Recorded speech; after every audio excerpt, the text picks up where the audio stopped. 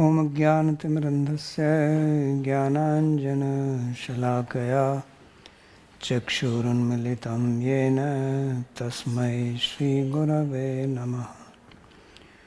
वन्देऽहं श्रीगुरोः श्रीयुतपदकमलं श्रीगुरून् वैष्णवांश्च श्रीरूपं साग्रजातं सहगणरघुनाथान्वितं तं सजीवं साद्वैतं सावधूतं परिजनसहितं श्रीकृष्णचैतन्यदेवं श्रीराधाकृष्णपादान् सहगणललिता श्रीविशाखान्वितांश्च।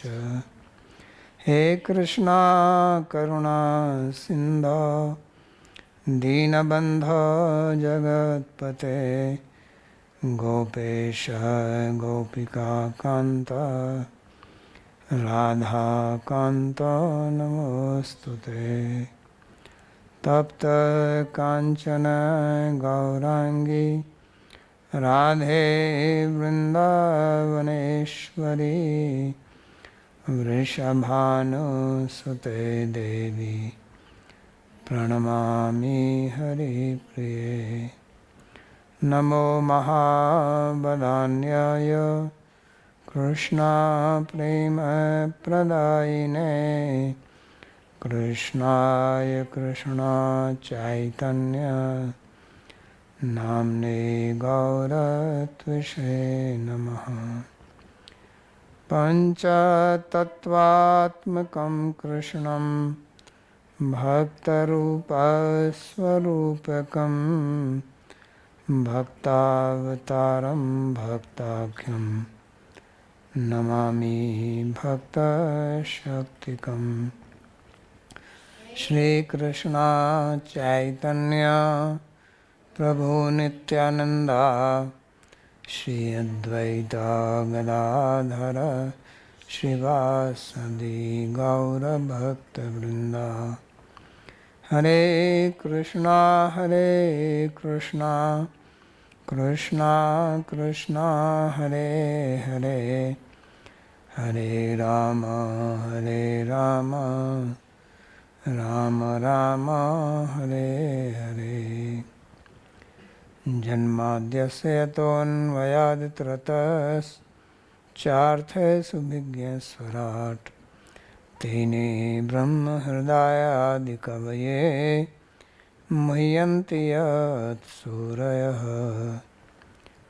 तेजो वारिमृदां यथा विनिमयो यत्र त्रिसर्गो मृषा धाम्ना स्वेन सदा निरस्तकुहकं सत्यं परं धीमहि। नारायणं नमस्कृत्य नरं चैव नरोत्तमं देवीं सरस्वतीं व्यासं ततो जयमुदीरयेत्।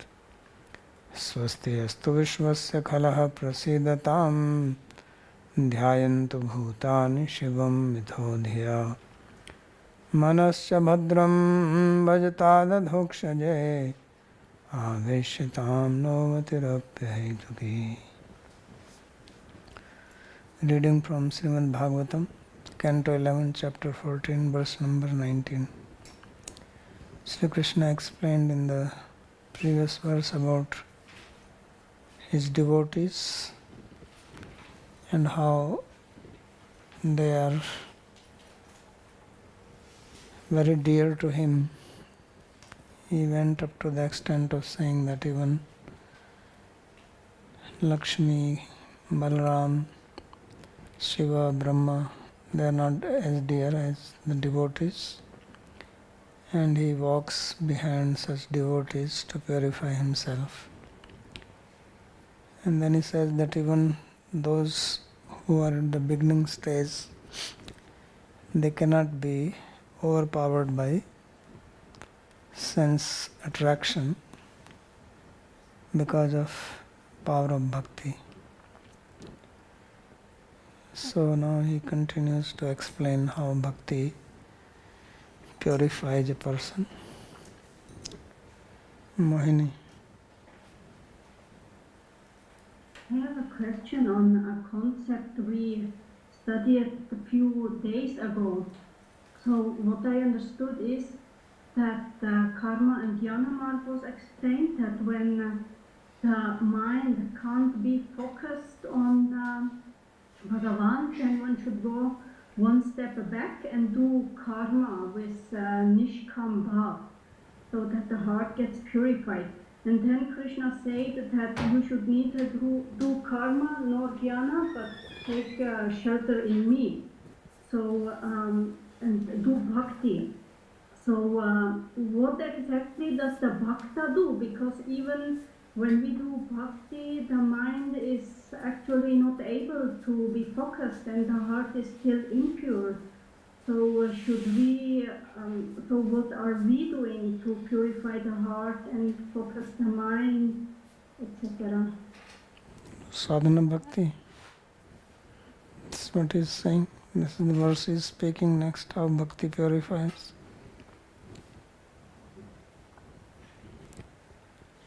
Yathagni susamriddharchi karotyedhamsi bhasmasat tatha madvishya bhakti ruddhavinamsi kritsnasah. So he says that, O Uddhava, my bhakti, it purifies a person of all sins completely, just as fire which burns the fuel or the wood. Yathagni susamriddharchi karote dhamsi bhasmasat. So fire is generated and fire also burns the wood. So it says in the same way, bhakti destroys all the sins of a person completely.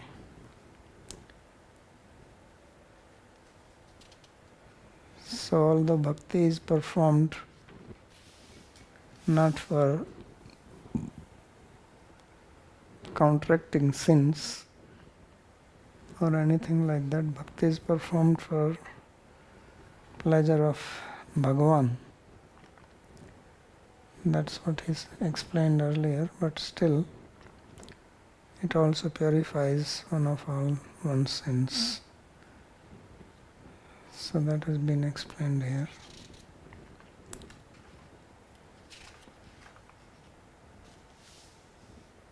Tasmat jitendriya ajitendriya ta janya papasya bhaktireva vinasika astiti atra drishtanta yathagniriti. So he says that in the previous verse he was talking about devotee who was ajitendriya. Madhyamanopi madbhakto vishyair ajitendriya. And because he is ajitendriya, then he will engage in forbidden activity. That is the meaning of ajitendriya. Ajitendriya means that the senses are not under control. So he says, for that the person does not have to do some prayaschitta or some other dharmic activity. Because generally to purify yourself you engage in some dharmic activity, do some atonement, vrata. So he says there is no need for that. The bhakti itself purifies the person. He gives the example for that. He says, just like the fire burns the wood. He Uddhava iti Tvamatra Uddhavameva labhasva iti bhava. So he is calling him as Uddhava. Uddhava, the word Uddhava means festival. Utsava. So he is saying to Uddhava that Uddhava, you have the Uddhava.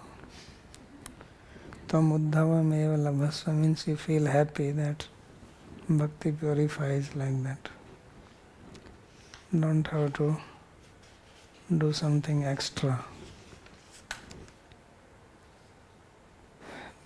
Purushottam Prabhu.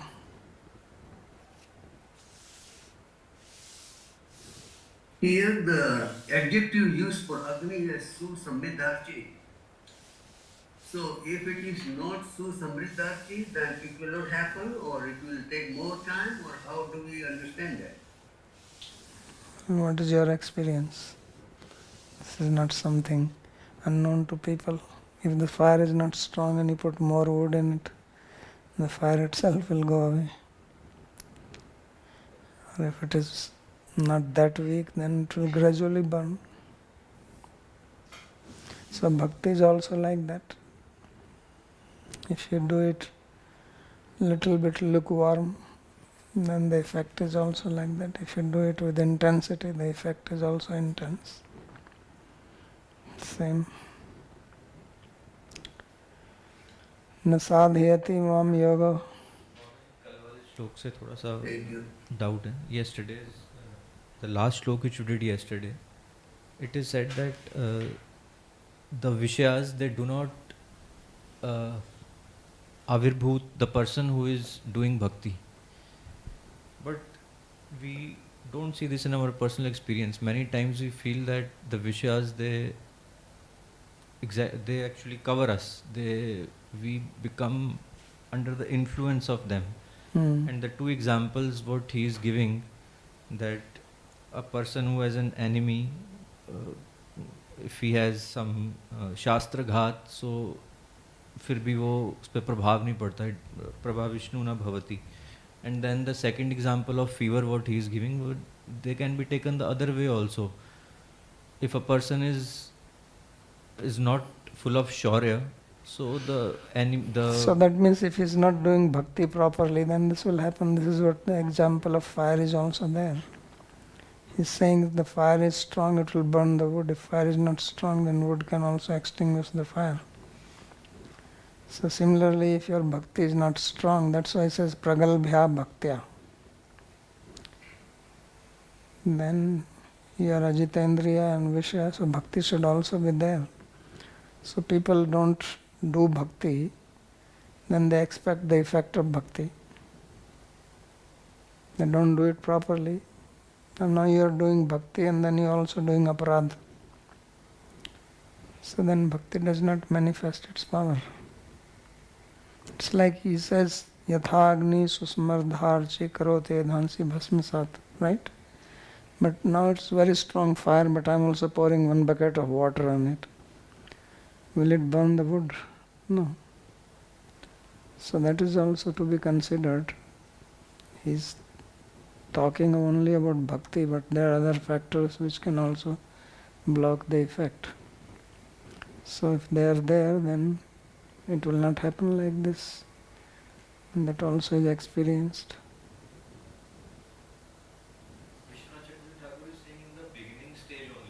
Yeah, beginning stage only, but I'm saying in the beginning stage also, people do not do it properly. It's like Krishna says, Api chait sudracharo bhajte mam ananya bhag. Right? Sadhureva samantavya samyak vyavasito is. So samyak vyavasita is there or not there, that is to be seen.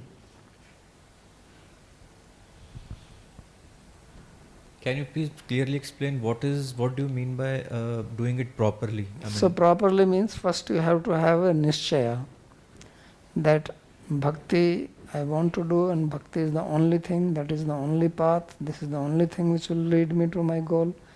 This nishchaya should be there, which is not there for most people. That's why they get carried away by the sense objects. If this nishchaya is there, then they will not get carried away. So this is the thing. This is the beginning. This is the beginning stage only.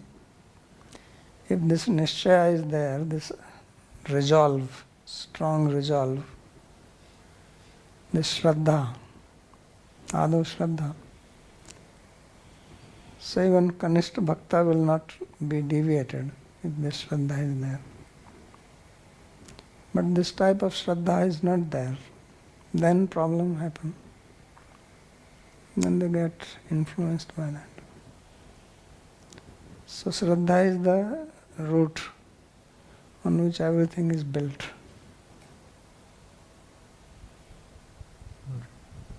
Thank you. Sandeep.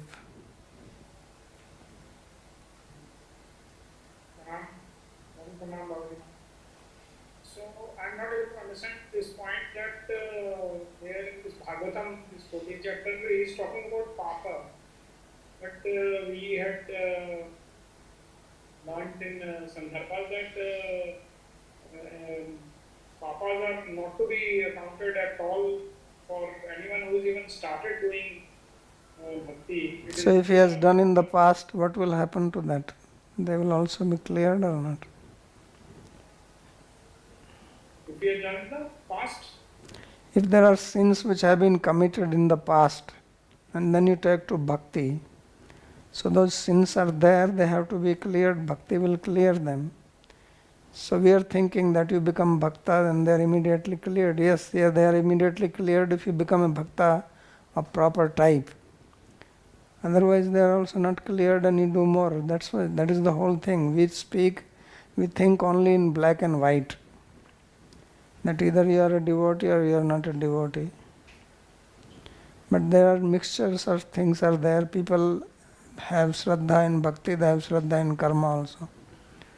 So if that is the case, then sin will also come.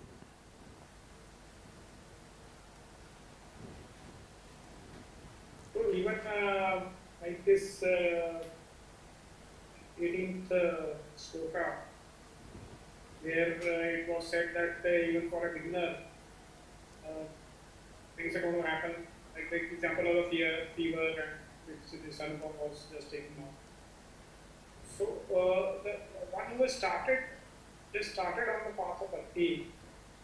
So still these sins are affecting. So I'm saying it depends how you have started and what is your Shraddha.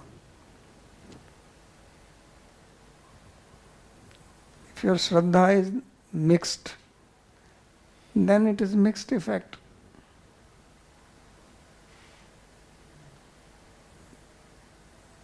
So the whole thing is as simple formula Krishna gives in Bhagavad Gita, ye yatha mam prapadyante tam tathaiva bhajamiham. Right? So if you have full faith in him, then he will also be reciprocating like that. Because he says, ye mam prapadyante mayamitam tarantite, mame ve prapadyante.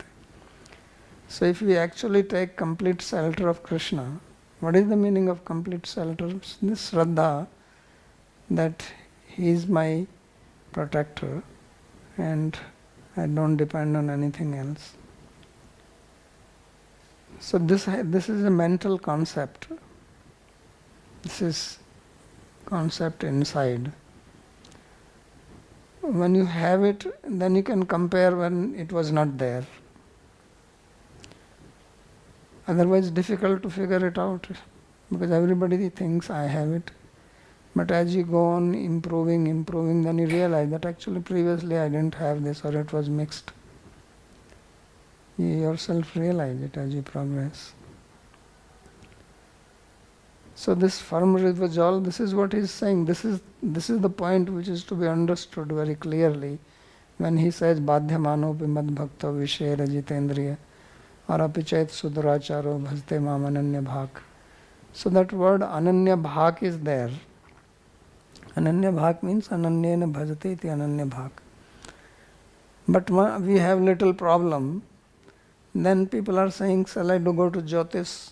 Shall I chant this mantra, Saturn mantra, this? Then we have, what happen if I don't have money? So my bhakti is for money also. My bhakti is also for Saturn. My bhakti is also for something else.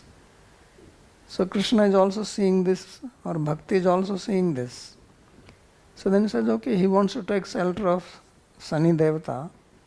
Then I can relax, I don't have to. You're not coming to me. So this is what is there in our own mind. This is what has to be analyzed. This is the whole point of describing these things. And this is the whole exercise which is being done in Śrīmad-Bhāgavatam, one after another, which is being shown. because we have these concepts inside us. So they have to be cleared. Then only bhakti shines. But if we do not clear them, and we have this dependency on these other things, then these other things, you take help from them. And bhakti is not bothered. This is the meaning of ye yatha mam prapadyante tam tathai bhajami. So basically, for a person who's starting his commencing his spiritual life, so there are basically two things which are which he has to be very, very much be careful of. One is aparadha. Aparadha, as it is, his whatever progress he makes, he will destroy, and also the sins. So both the things he has to avoid. So what is sin? Sin is anything which is against the injunctions of Shastra. And what is Shraddha? Shraddha is Shastriya Shraddha, So- Shastra Vishwas. So can they go together?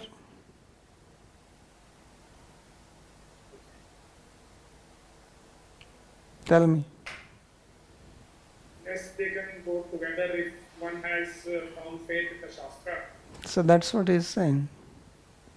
If the faith, one has strong faith, you said? Or weak faith? Firm. I said firm. So how they will go together? If you have firm faith, then where is the sin? Why would you do sin? Doing sin is against Shastra. Shraddha is following Shastra. So how will they go together? They don't have co-location. A heart which has Shraddha, that heart will not function against Shastra. Otherwise, what is the meaning of Shraddha?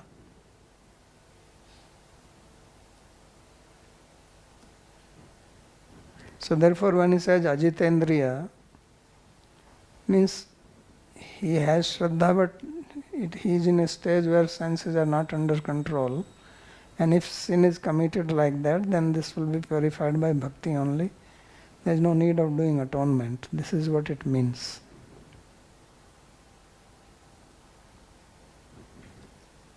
But then there are also description that one who is performing bhakti, and if he has any material desires, at a certain point Krishna gives himself to that person so that now he doesn't have any frivolous desire. Material desire does not mean that it is sin.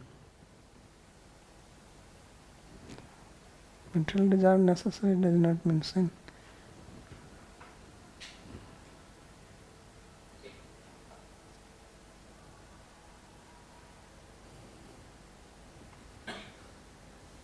Bhushan. Since it's a topic of sin, this was a question asked to me. I want to ask you because I'm not sure if the answer is correct. That Ajamil, he was living a sinful life. He was Brahmana living a sinful life. And yet, the name of, he was considered to be free of offense, that's why just one utterance of name birth. The doubt is that him leading a sinful life, isn't that a disregard of the Shastra? And it comes to Shruti Shastra Nindana, because he didn't follow the Shastra. And my answer was that he did not, in his mind, disregard Shastra, and he was driven by his senses. It is not that he thought, okay, whatever the Shastra is wrong, Shastra is it. He didn't think like that. He just was driven by his base instincts and he just went with it. Therefore, it is not counted as Shastra. But although being a Brahmana, doing a sin, therefore it was not Rafta Shastra. Would that be correct? Yeah, because Shruti Shastra Nindanam, there is no mention that he was against Shruti or Shastra. He was not criticizing them, he was not against it. He was not able to follow it. But not that he was saying that this is wrong, this is all nonsense. Nothing like that.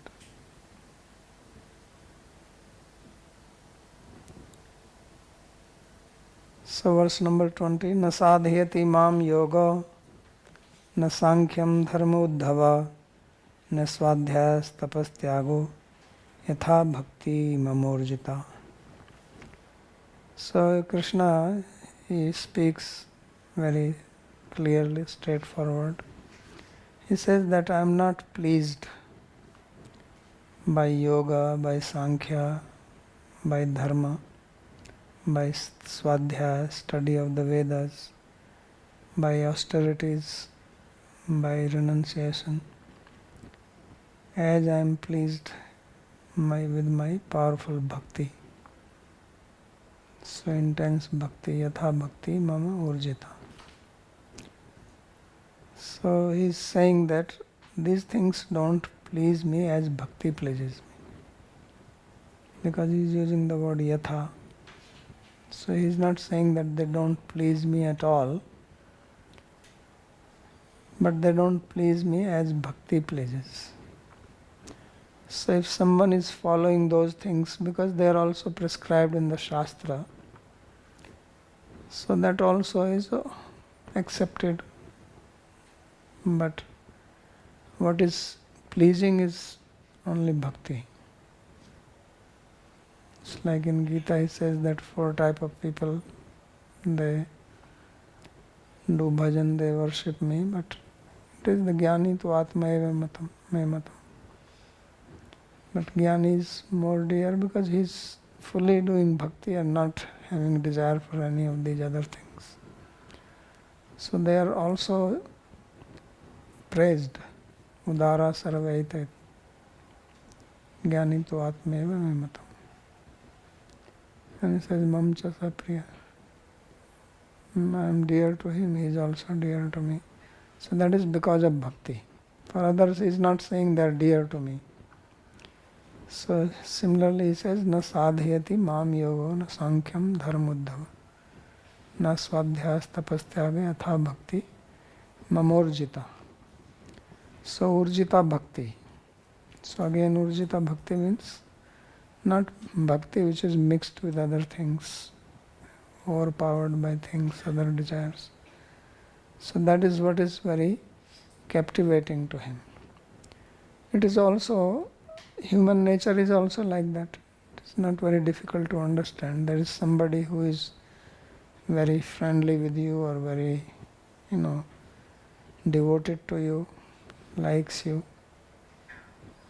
But if he is also doing many other things and give little time to you, morning, evening rings bell in front of you, means does something, and then whole day he is gone. Then evening time he comes, rings the bell again. So as they say, bell I come.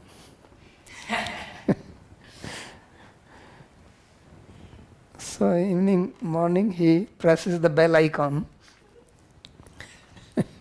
subscribe. Then the rest of the day, Krishna is playing his flute. So that is also, but that is not urjita bhakti. So in human relations also it is seen same way. So therefore he says that bhakti is that which actually captures my heart.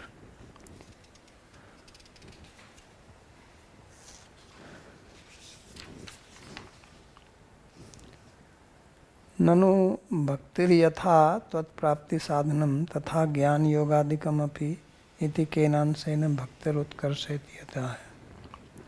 So Uddhava, as if he is asking that you are speaking so much about bhakti, but there are also other ways of attaining perfection, attaining you, like Jnana Yoga, Karma Yoga, etc.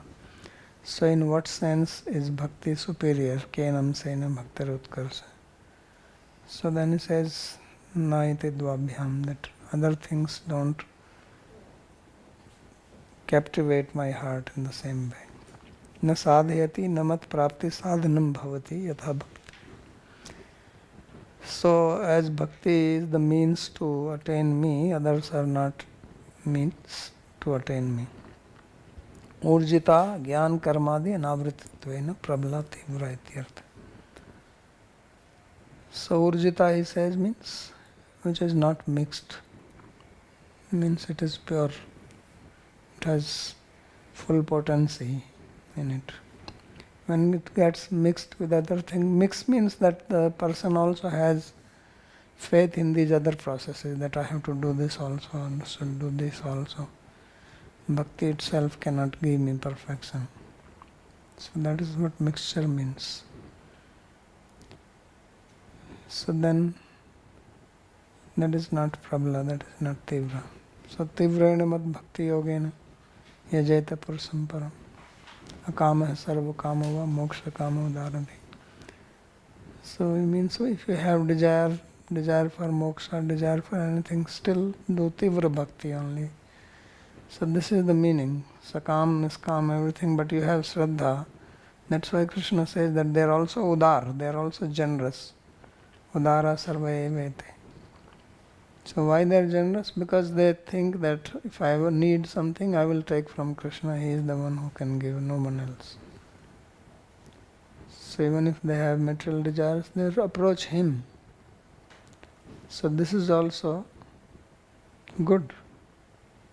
They are not dependent on others, no other deva worship. So Urjita Bhakti means that one is fully fixed in bhakti. There is no anavrita. So he says karma jnanadi karmadi anavritattvena. There is no avarana, there is no covering of that jnana and karma. Anyavilashita sunyam.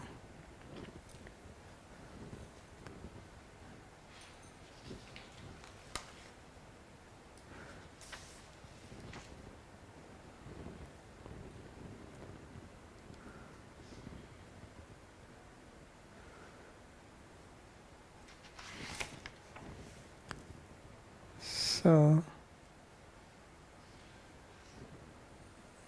the commentary in the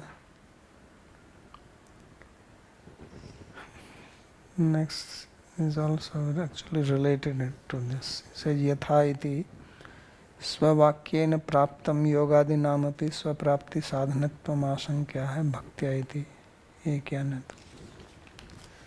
So then he says that भक्त्याहम एकया ग्राह्य श्रद्धा आत्मा प्रिय सताम. भक्ति पुनाति मन निष्ठा स्वपाकान अपि संभवात. क्या हो गया? प्रीवियस वर्स है. Previous verse question. क्या? So this Swadhyaya he is including there. So I am getting a little difficulty making distinction. So is he meaning Swadhyaya that as somebody is doing for the phala of Swarga? That is how he is taking. No? Because people can do Swadhyaya for following Vidhi to please Bhagavan. Like this also it will go that is way. Swadhyaya means study of the Vedas. Veda, yeah. So I'm telling when they say Swadhyaya Adhyatavya, so they will say because Bhagavan will get pleased, I will do Swadhyaya. So then it's a little dicey, you cannot distinguish between Swadhyaya and So Bhakti. even then it is not Urjita Bhakti. It is not Tivra, correct. Because Bhagavan is saying that Shravana Kirtan. Shravanam. Yeah, Padasevan.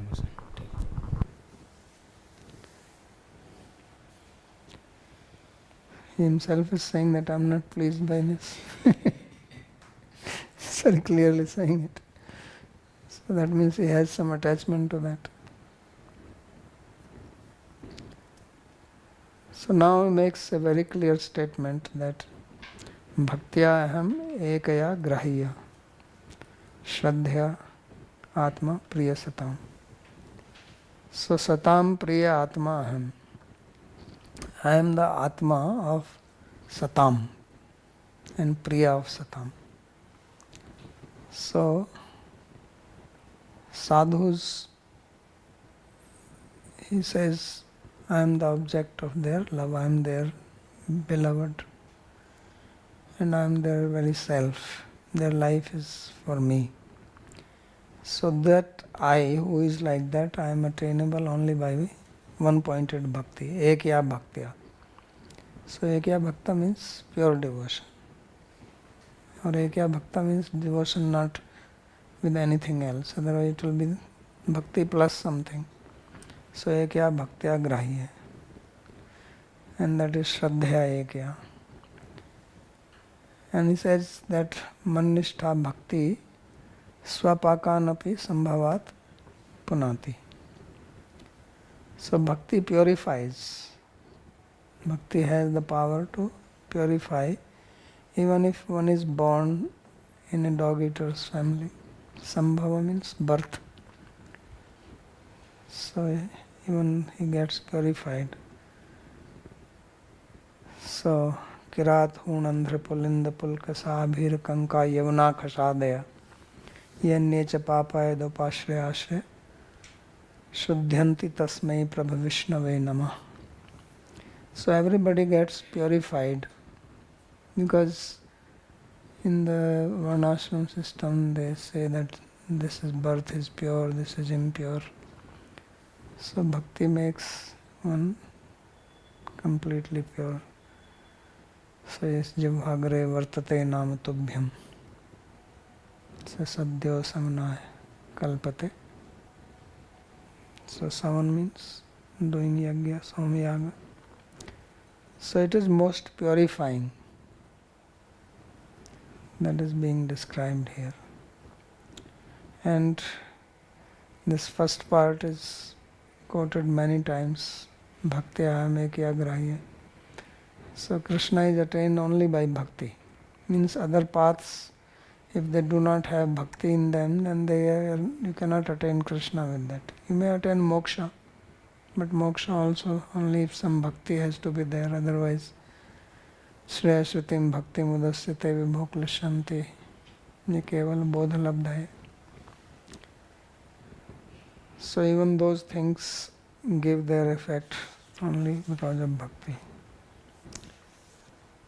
So Sri Vishwanath Chakravarti, now he comments on the word yatha in the previous sloka, where he says yatha bhaktir mamurjita. So yatha means as. So that indicates that the other things also give some purification, because he says that the other things do not attract me or please me as my bhakti. So when you say as my bhakti, it implies that those paths also please him somewhat. So what does this mean? He is commenting on that. So he says yatha iti स्ववाक्येन प्राप्तम योगादीनामपि स्वप्राप्ति साधनत्वम आशंक्याः भक्त्या इति. So he says by reading the previous sloka, one may get this doubt that Krishna can be attained by other paths also. So to remove that doubt, he speaks this. Because the word yatha has that meaning. So ekya ne tu anyaya eva yogadina ityartha. So ekya bhaktya means that only by bhakti and not by other paths of yoga, jnana yoga, swadhyaya, tapatyaga, etc. Tena yad anyatra jnanadinam api brahma prapti sadhanatvam shruyate tatrastha guna bhuta bhaktireva tat prapika iti gaya. So therefore when it is said that you can attain Brahman by doing jnana yoga, then it is understood that is also possible only when bhakti has been used as a means to attain that Brahman realization. Mam chayava vicharena bhakti yogena sevate sagunan samtityetan brahma bhuyaya kalpate. So only through bhakti one can have Brahman realization, otherwise not. It's not possible. So that is the meaning of yatha also. And say yatha bhaktir mamurjita. This is what it means. Tadevam jnana satkarmadikam bhagvantam sadhayitum asamartham. So therefore jnana or satkarma, karma yoga, etc., they are not able to please Bhagavan, don't have the power in them. Means even if they will get the result of those paths, That is also through the power of bhakti, but they cannot bring you to Krishna. Kevalam papnasakta eva sarthakam abhut iti sthitam. So therefore this jnana karma, they can counteract sin, but they cannot take you beyond that.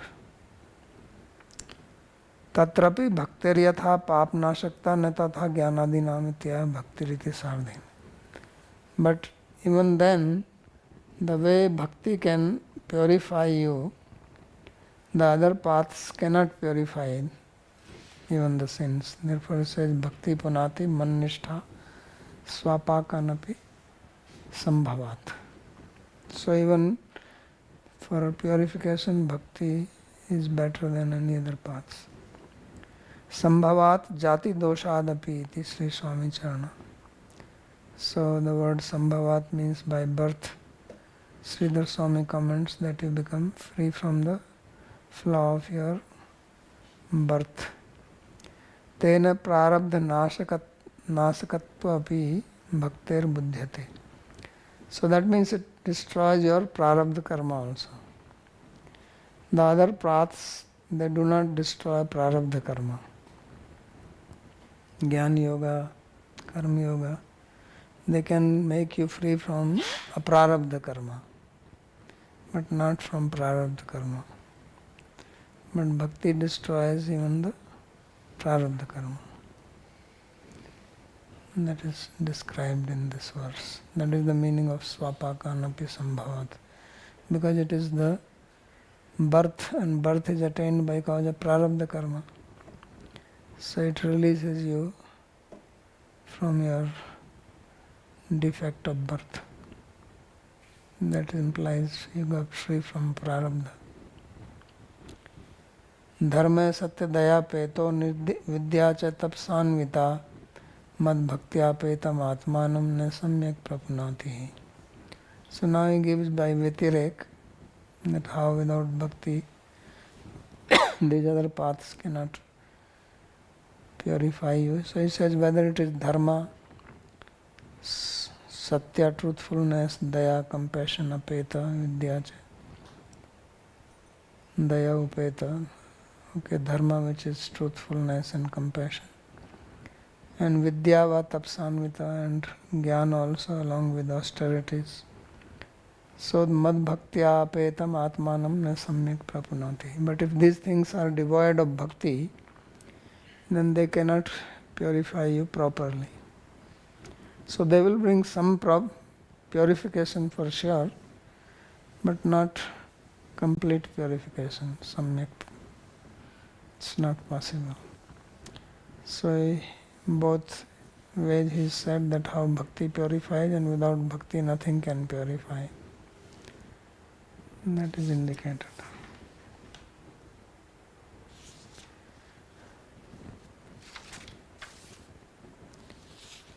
किंच धर्म ज्ञानादीनां पापनाशकत्वमपि भक्ति साहित्येनैव भक्तिराहित्येन तु किंचित मात्रमेव. So he says, moreover we should understand that these other processes of dharma, jnana, etc., they can destroy the sin only when they are accompanied by bhakti. If bhakti is not there, then they will destroy sin partly. Not much.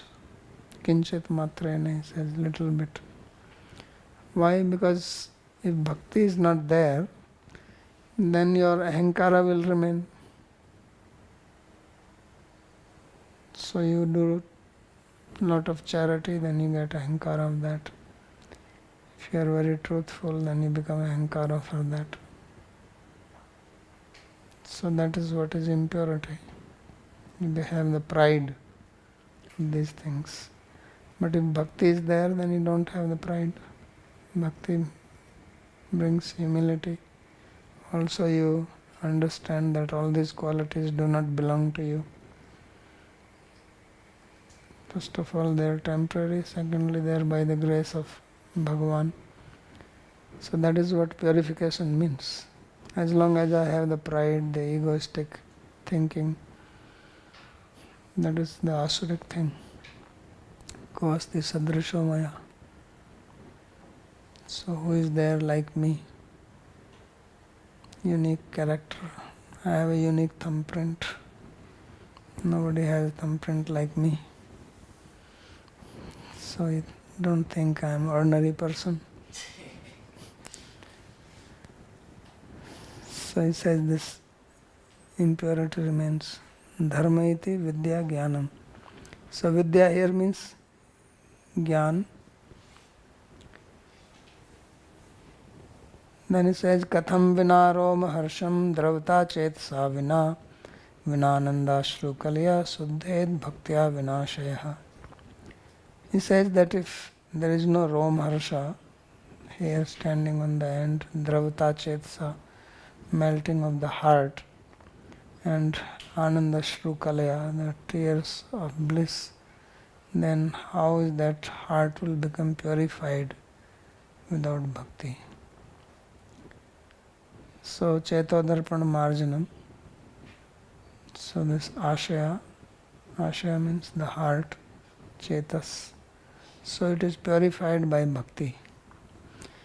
And when heart becomes purified, then it becomes soft. So that is what is used in the definition of bhav bhakti also and prema bhakti also. So Sattva Suddha Visheshatma.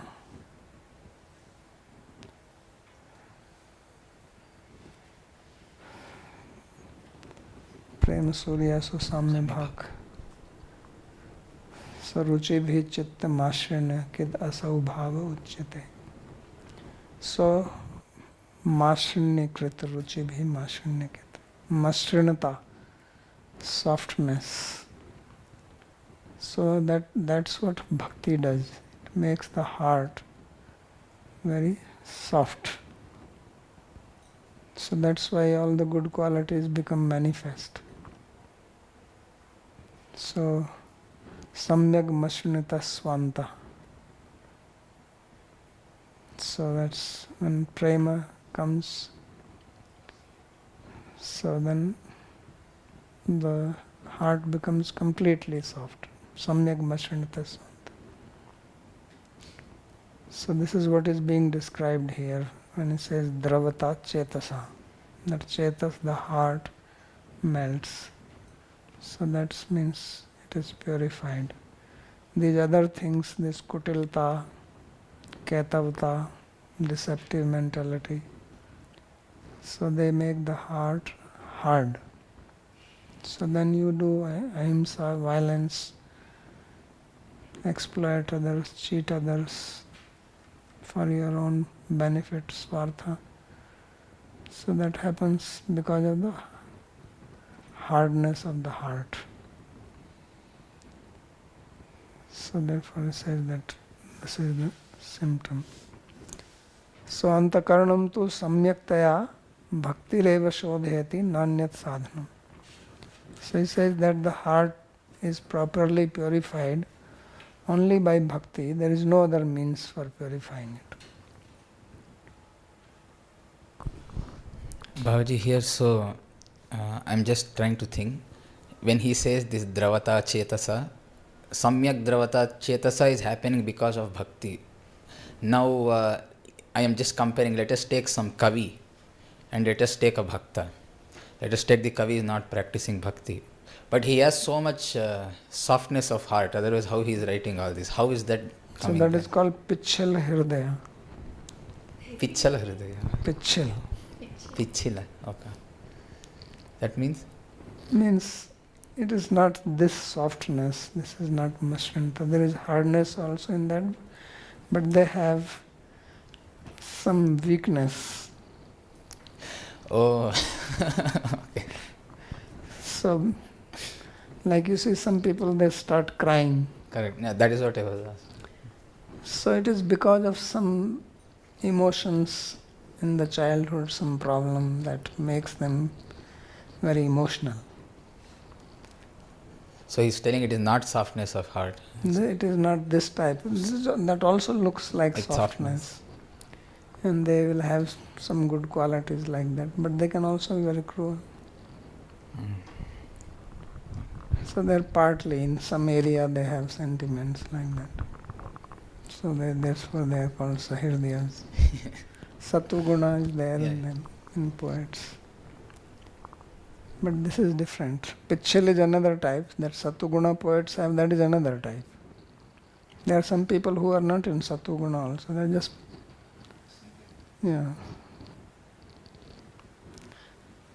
like children, they start crying very easily. Little, you shout little, they're crying. So that is something triggering in them. So this purification comes from bhakti, nanyat sadhanam. There is no other means which purifies that. Sacha bhakti romanchadi anubhav gamya. So these are anubhavas. Because bhakti is the characteristic inside, in the heart. So it is understood. Only some external symptoms are manifest. So that is not necessarily, these external symptoms are not necessarily they are coming from bhakti. They can also come without bhakti also. As he gives the example of some poets who are not devotees. So therefore this is not a avyabhichari lakshana. It is not undeviated symptom of bhakti. Some people can manifest these symptoms without bhakti, and then there are devotees who may not manifest these symptoms. Both ways it works. So therefore it is not, there is no vyapti. So there is hetvabhas. It's there. So, but if you see the person's behavior besides these symptoms, that the humility, the devotion to God, not wasting time, all those lakshanas, avyartha kalatvam. So all those symptoms, if they are there, that is, you can see that nam gane sadaruchi. So those things are mentioned.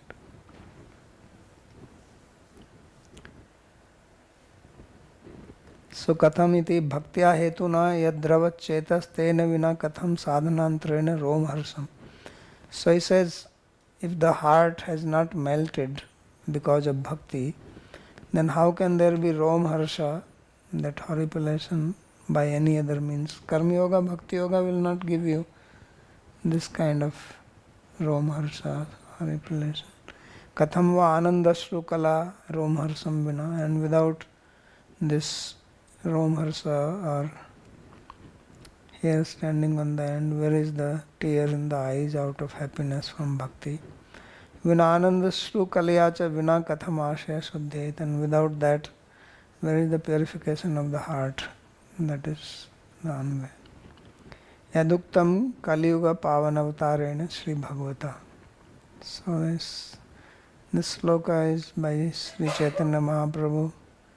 Jiva Goswami cites this in the Sandarbha. From where he got it, we don't know. But it is. Here it says Padyavali, Padyam 39 it says. Yeah, but Padyavali is just a compilation. Yeah.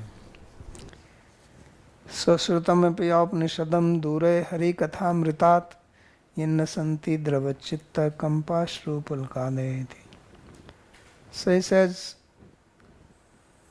besides Harikathamritat, this Srutam Upanishadam dure, the hearing of Upanishad, Shastra, all these things, they are very far away, because yanna santi dravachitta kampashru palkade, because in that there is no manifestation of these symptoms of bhakti. So Harikathamritat vina katham. So only by Harikatha, for a devotee, these symptoms manifest, not otherwise.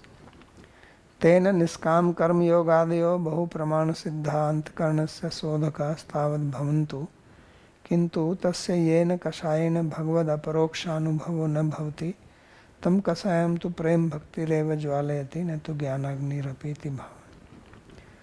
So now he says that you may give various proofs to prove that Karma Yoga, Jnana Yoga, they also purify the heart. So Niskam Karma Yoga Deva Bahu Praman Siddhant Karananta Sodhaka. So he says, agreed, we agree to that also. But that kind of purification will not bring you to Bhagavan. You will not realize Bhagavan with that kind of purification. So he says, Kintu tasya yena kashayena Bhagavad aproksha anubhavato na bhavati. So that impurities which are not purified by this process, and therefore one cannot realize Krishna with that, those impurities are burnt only in the fire of prema bhakti. So that's why only when one has prema bhakti, then one can have darshan of Bhagavan. So it says, Kasam tu prem bhakti reva javalati na tu jnanagni rapiti. So although jnanagni sarva karmani, Krishna says in Bhagavad Gita, yatha indhamsi samiddho bhasma sat kurute tatha. So jnanagni, the fire of knowledge, also burns sin or karma, but that is not which brings you to realize Bhagavan. Those impurities are burnt only by bhakti, nothing else. So that's why he said bhakti aham ekya grahiya, that I can be attained only by bhakti and not by anything else. So he will speak more slokas about how bhakti manifests in a devotee, what are the symptoms. We will read that next class. Tanmaji. Babaji, this is an interesting passage. I am reminded of a commentary by Sri Vishwanath Chakravarti on the sixth canto, where he gets into an elaborate discussion of offenses and sins, considering these two things as separate. And there, his conclusion is that only when bhakti is present, even as a minor component, can prayaschitta work, which is on the varnashram path, that the bhakti enters the prayaschitta and gives the fruit of absolving somebody from sins. Whereas if that practitioner of karma yoga or jnana yoga is offensive to bhakti, arthavad is in particular he mentions, considering the glories of the name as mere commendations, then does not become free from sin, because bhakti is no longer helping. So from that commentary, my mental picture was that anything of any sort, any result, even of the other paths, whether it's swarga, whether it's freedom from sin, whether it's punya, nothing will work unless there is bhakti as a minor component and the practitioner is not offensive. Today, what Bhagavan is saying is that there is some possibility of kinchit karam, he says, possibility of freedom from sin, even if there is no bhakti as gunibhuta, minor component in their practices. So I'm trying to reconcile these two pictures, and one thing I thought was maybe that, actually I don't have an answer to it, so I wanted to know what you think.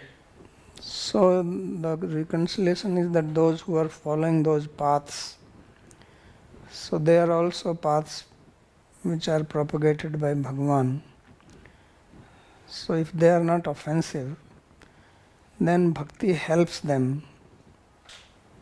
Bhakti takes a secondary position to help them, because those paths are propagated by Bhagavan and they are following Bhagavan's instruction. So then bhakti blesses them to get the result. Even if they are not doing bhakti, knowing consciously. So following that instruction is also a form of bhakti, and bhakti then, otherwise those paths will become completely lost, because then no one will have any faith in them, nobody will follow them. So there is some element of bhakti involved in that also. Thank you, Babaji. Bhushan. Babaji, I have a question in Mashradinta. So my doubt is that why is it that this freedom from raga and question equanimity is not fully considered to be purification of heart? Because if one is free of raga and dvesha, wouldn't that be a sign as well? So the thing is that without bhakti one will not be fully from them. You can contract them, but you cannot become totally free from them. Because you have to understand that these things, they hang on the peg of ahankara. Think of ahankara like a peg, like you hang cloths on the wall or maybe inside your wardrobe. You have some hangers. So you hang on them. So following Jnana Marga means that you don't have too many hangers. You have one very small one. So, but still you can hang something on it. Not too many. And bhakti means that you have hangers, but they are not for hanging these things there, because you add that ahankara to Krishna. We are not saying you have to give up, but you realize what is your true situation. So that ahankara means that they still keep their independence. And devotee does not have that. Because here bhakti begins with prapatti or shranagati only. So the root cause of the problem is solved in bhakti from the very first step. That's why it is so powerful. This whole idea of badhyamanopi mad bhakto vishera jitendriya. So this is because of this reason, that if this prapatti is there, this shranagati is there, then the root cause of that making that sinful activity is gone. You're not independent. This is what Shraddha means.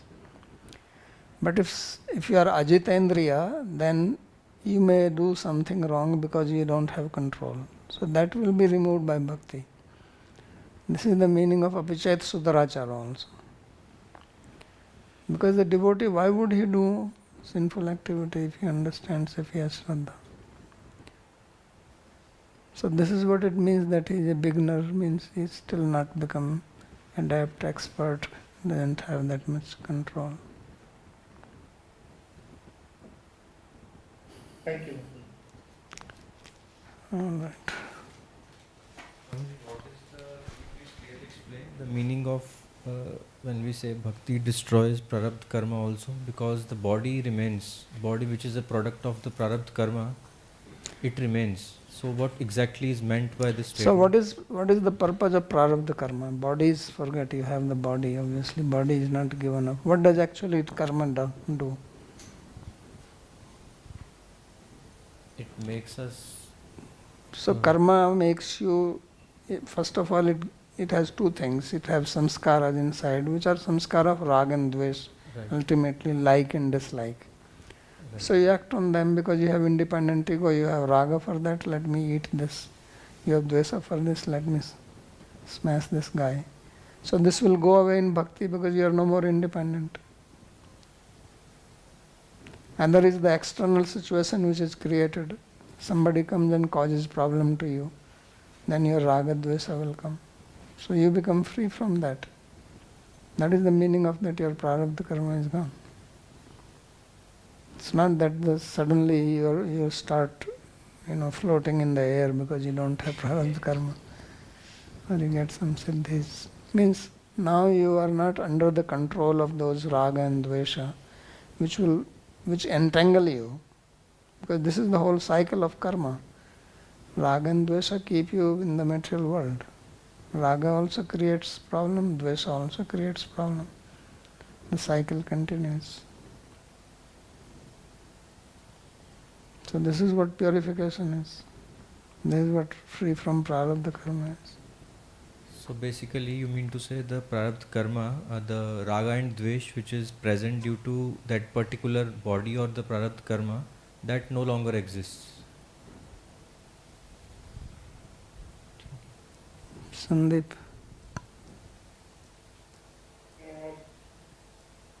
Babaji Maharaj, but this prarabdha karma also gives you a particular, like you mentioned that somebody comes and criticizes you or whatever, then your rag dvesha doesn't come into fore.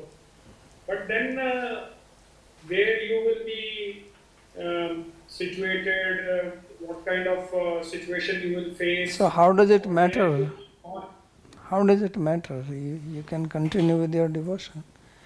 Devotion is not, dependent on all these things. That's So why- basically, prarabdha karma will give at least this result. Yeah, it will give, but what is the point here is not in the result. The point is what effect it has on you. Suppose the floor is, thrown with lot of thorn. Okay? If I walk, they will pinch my feet. So one is that I remove the thorns, or I put the whole thing cover with carpet, or I put on shoes. So when I put on the shoes, I don't have to do anything else. These things will not disturb me. Thorns are there, but they don't bother me. So this is what bhakti does.